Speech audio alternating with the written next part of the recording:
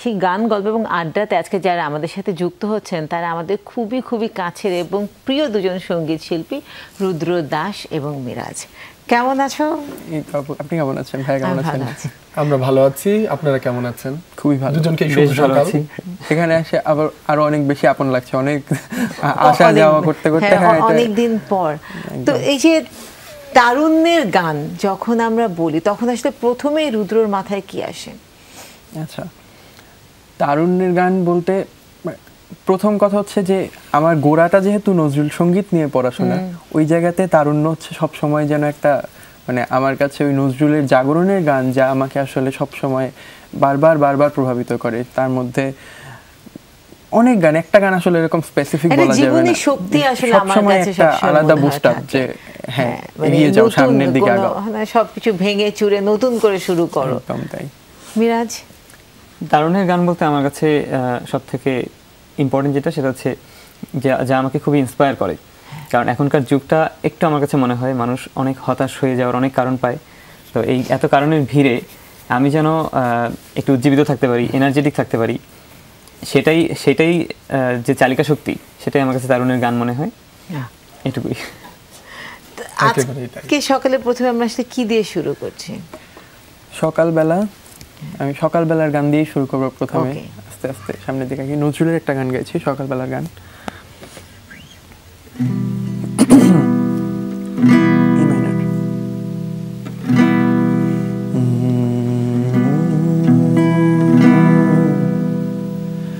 ভোরের হাওয়াইলে ঘুম ভাঙাতে কি চুমহেনে নয়ন পাতে ঝিরে ঝিরে ধীরে ধীরে কুণ্ঠিত ভাষা গুণ্ঠিতারে শোনাতে ভোরের হাওয়াইলে ঘুম ভাঙাতে কি চুমহেনে নয়ন পাতে ঝিরে ঝিরে ধীরে ধীরে কুণ্ঠিত ভাষা গুণ্ঠিতারে শোনাতে ভোরের হাওয়াইলে।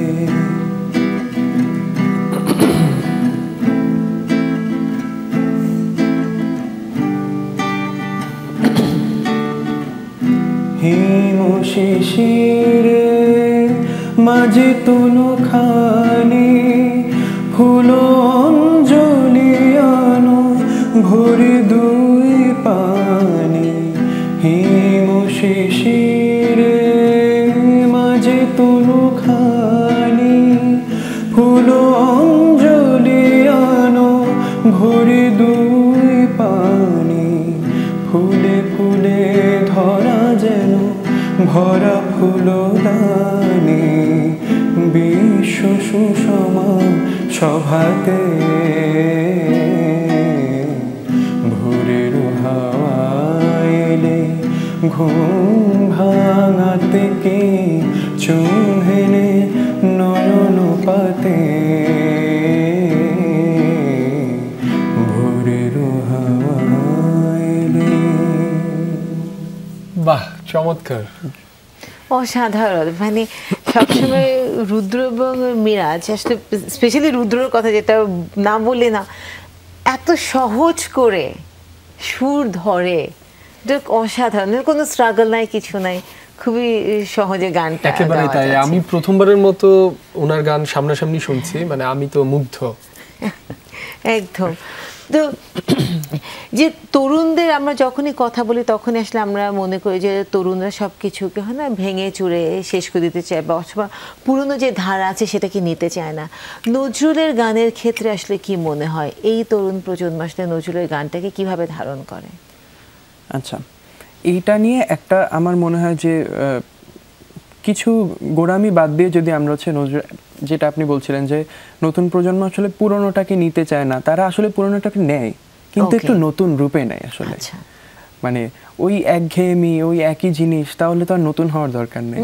জিনিসটা তরুণ থাকলো না, কারণ ওরও তো বয়স হয়ে গেছে যে গানটা আজকে থেকে 100 বছর আগে ওকে তো আবার তরুণ করে প্রেজেন্ট করতে হচ্ছে। সো পুরোনোটাকে নিচ্ছে কিন্তু নতুন রূপে নিচ্ছে। আর নজরুলের গান আমার মনে হয় নজরুল রবীন্দ্রনাথ যারাই আছে তারা আসলে আরও 500 বছর এগিয়ে সবসময় চিন্তা করার কারণে ওদের গান কোনো সময় আসলে পুরনো বলা যাচ্ছে না, সবসময় ওনাদের গান তরুণই থেকে যায়, যার কারণে ওই গানকে আমরা চাইলেও মানে পাশে রেখে আগাবো এরকম কোনো মানে সম্ভাবনাই নেই, কোনো সুযোগ নেই।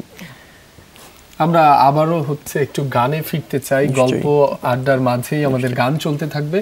এবার আমরা কোন গানটি শুনবো? আপনাদের পছন্দের কোনো গান আমরা শুনতে পারি কিনা? আমার খুবই পছন্দের গান, নজরুলেরই গান গাওয়ার চেষ্টা করছি।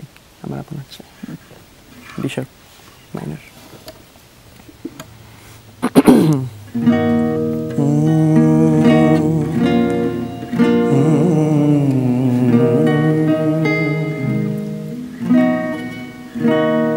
আমার আপনার চেয়ে আপন যে জন খুঁজে তারে আমি আপনা, আমার আপনার চেয়ে আপন যে জন খুঁজে তারে আমি আপনা। আমি শুনি যেন তার চরণের ধ্বনি, শুনি যেন তার চরণের ধ্বনি, শুনি যেন তার চরণের ধ্বনি। আমারই তেয়াসী বাসনায় আমার আপনার চেয়ে আপন যে জন খুঁজি তারে আমি আপনা।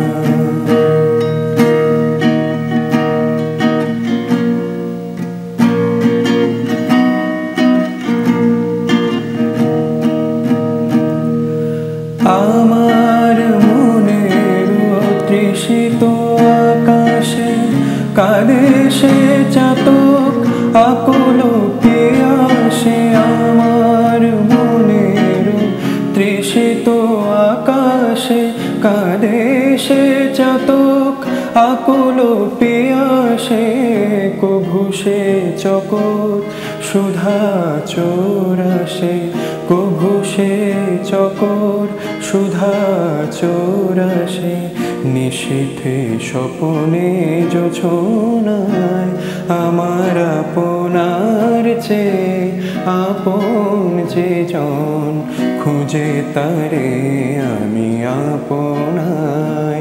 আমি শুনি যেন তার চরণের ধ্বনি, আমারই তেয়াসী বাসনায় আমার আপনার চেয়ে আপন যে জন খুঁজি তারে আমি আপনার। অসাধারণ, যত শুনছি ততই মুগ্ধ হচ্ছি। আপনারা যে তারুণ্যে, আপনারা নিজেরাও তারুণ্যের প্রতিনিধিত্ব করছেন, একদম তারুণ্যের মাঝে আপনাদের গানের মাধ্যমে কি ধরনের বার্তা বা আবেগ পৌঁছে দিতে চান আপনারা বা দিচ্ছেন? আচ্ছা, মিরাজ বলো এটা।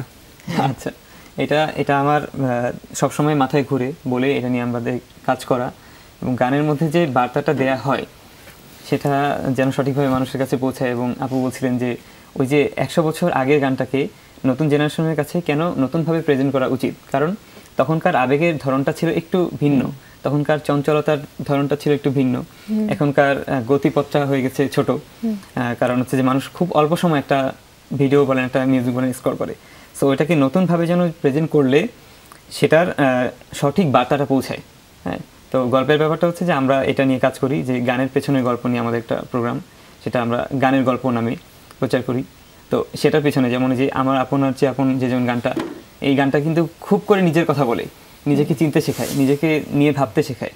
হ্যাঁ, তো এই যে ভেতরকার যে বাণীগুলা, সেগুলো কিন্তু আমরা যদি গানের ভেতরের বার্তাটা সঠিকভাবে বুঝতে পারি তাহলে কিন্তু উপলব্ধি করতে পারবো। সেই বার্তার ক্ষেত্রে কোনো বিচ্যুতি হচ্ছে কিনা সেই বিষয়ে কিছুটা সতর্ক থাকতে হয় কিনা, কারণ সেই যে সময়কার আর 2025 সালে এসে যে ধরনের ফিউশনের কথা বা যতটুকু পরিবর্তন করা সম্ভব সেটা মাথায় রাখতে হয় কিনা, কোনো বিচ্যুতি হচ্ছে কিনা। তা তো বটে, এই যে আমার গুরুজনরা বলে যে ফিউশনের নামে কনফিউশন, ব্যাপারটা তো হয়েই যায়। কারণ হচ্ছে যে ওই যে আপনি যদি বাণীটা না বুঝে বা মূল ভাবটা না বুঝে যদি অনেক কিছু করতে চান, আপনি স্কিলড মিউজিশিয়ান কিংবা আপনি স্কিলড একজন পারফর্মার, আপনি অনেক কিছুই করতে পারবেন চাইলে, কিন্তু কতটুকু করবেন কিংবা কতটুকু করবেন না সেটা বোঝার বিষয় আছে। হ্যাঁ, পরিমিতি বোধ, এটা কিন্তু খুব ইম্পর্টেন্ট। এবং একেবারেই জরুরি। তাদেরকে যেটা জানি, যতদিন থেকে দেখেছি, তারা আসলে শুদ্ধ সুর এবং গানের আসতে তারা চর্চা করে, সেটাই আমরা চাই তারুণ্যের মাঝে। এখন কি শুনবো? এইবারে আপু জানেন আমরা টুকটাক লিখি সুর করি, হ্যাঁ, তো আমি নিজের লেখা সুর করা একটা গান গাইছি। ওকে, তারা বেশ ভালো লেখে এবং বেশ ভালো শুরু করে। আজকে বোধহয় 3 তারিখ শ্রাবণের বা 2 তারিখ শ্রাবণের গান গাইছি। আচ্ছা, 2019 সালে লেখা আমার এই গান, শ্রাবণের গান।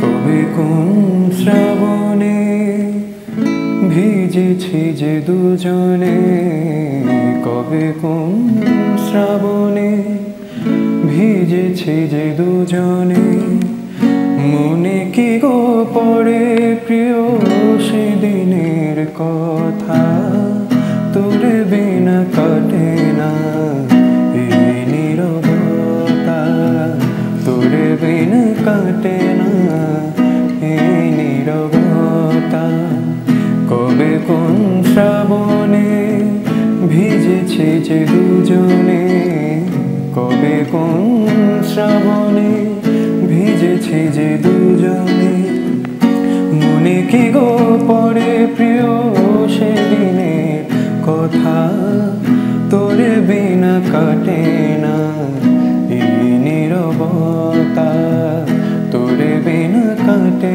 না এই নীরবতা।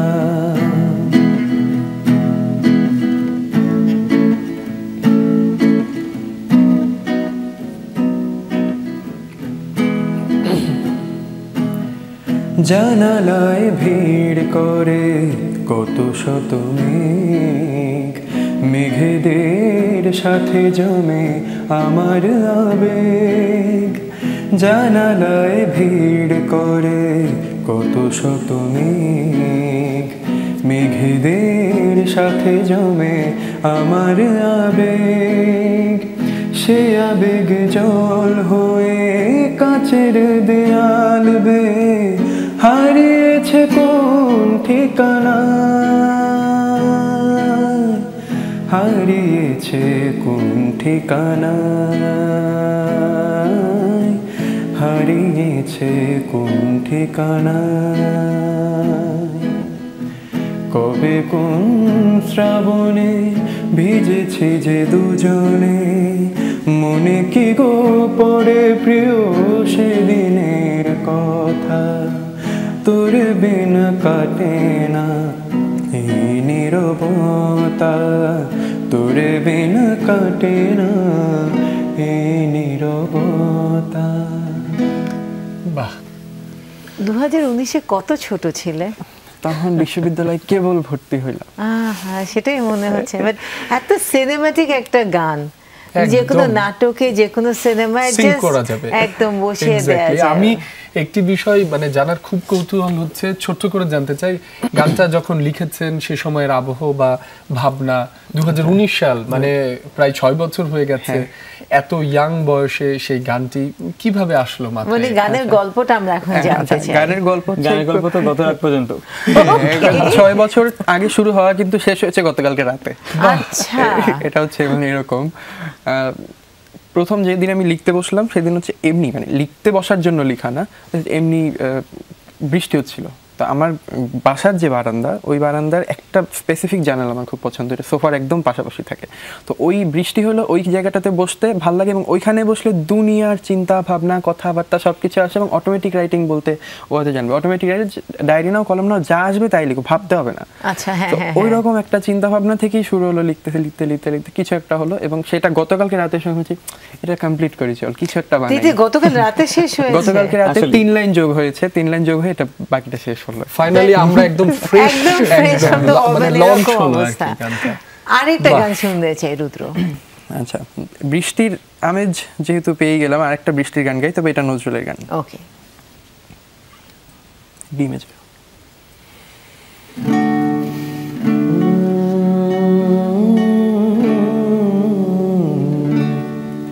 পরদেশি মেঘ যাও রে ফিরে, পরদেশি মেঘ যাও রে ফিরে, বলিও আমার পরদেশি রে, পরদেশি মেঘ যাও রে ফিরে, বলিও আমার পরদেশি রে, পরদেশি মেঘ।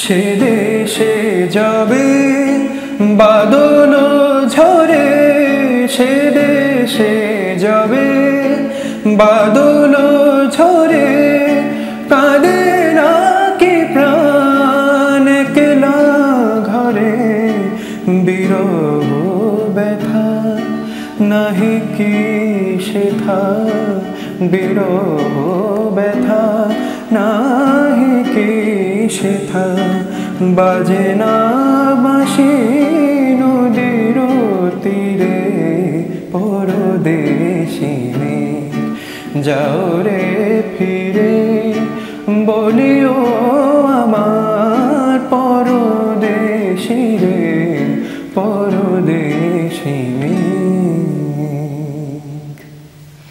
অসাধারণ, আমি আর বলবো না, কারণ একই কথা বারবার যতই শুনছি ততই মুগ্ধ হচ্ছি। এবার একটা গান, এই যে আমরা বলছিলাম তারুণ্যের গান, নজরুলের গান, আসলে নজরুল নিজেই বলে গেছেন ওনার গানে যে আমি আমারে দিব না ভুলিতে। হ্যাঁ, তো ওই গানটা চেষ্টা করছি গাওয়ার, সি মাইনর।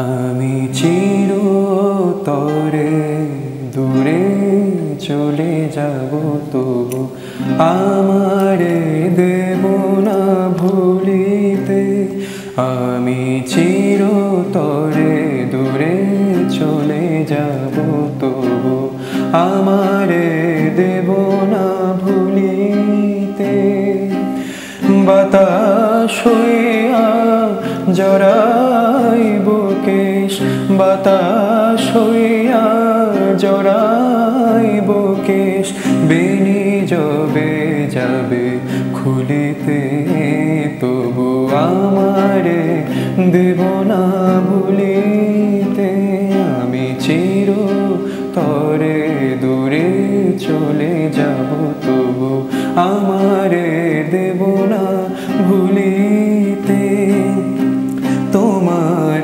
সুরের নেশায় যখন ঝিমাবে আকাশ, কাঁদিবে পবন রোদন হইয়া আসিব তখন, তোমার বক্ষে দুলিতে,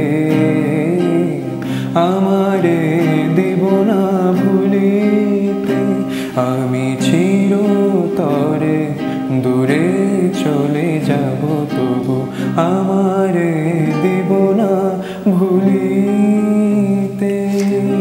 তোমাদের দুজনের সাথে আসলে 1 ঘন্টার আসর নয়, কয়েক ঘন্টার আসর আসলে আমাদের দরকার। একেবারেই তাই। দেখতে দেখতে আমরা একেবারে তারুণ্যের গল্প ও গানের আজকের আয়োজনের শেষ পর্যায়ে চলে এসেছি।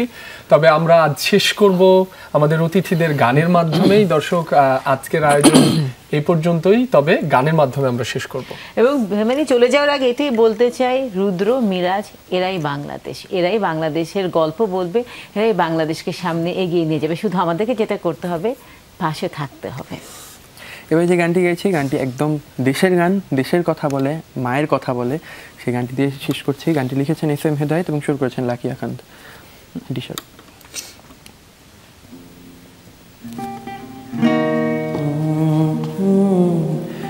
মাগো ধন্য হলো জীবন আমার তোমায় ভালোবেসে, মাগো ধন্য হলো জীবন আমার তোমায় ভালোবেসে। আমি প্রাণ পেয়েছি, মান পেয়েছি তোমার কোলে এসে, তোমায় ভালোবেসে। তোমার আশিস পেলে জানি সব কিছু যে মেলে, তোমার আশিস পেলে জানি সব কিছু যে মেলে। তোমার হাসি, তোমার খুশি প্রাণের মাঝে মিশে, তোমায় ভালোবেসে। মাগো ধন্য হলো জীবন আমার তোমায় ভালোবেসে। আমি প্রাণ পেয়েছি, মান পেয়েছি তোমার কোলে এসে, তোমায় ভালোবেসে। মাগো ধন্য হলো জীবন আমার তোমায় ভালোবেসে।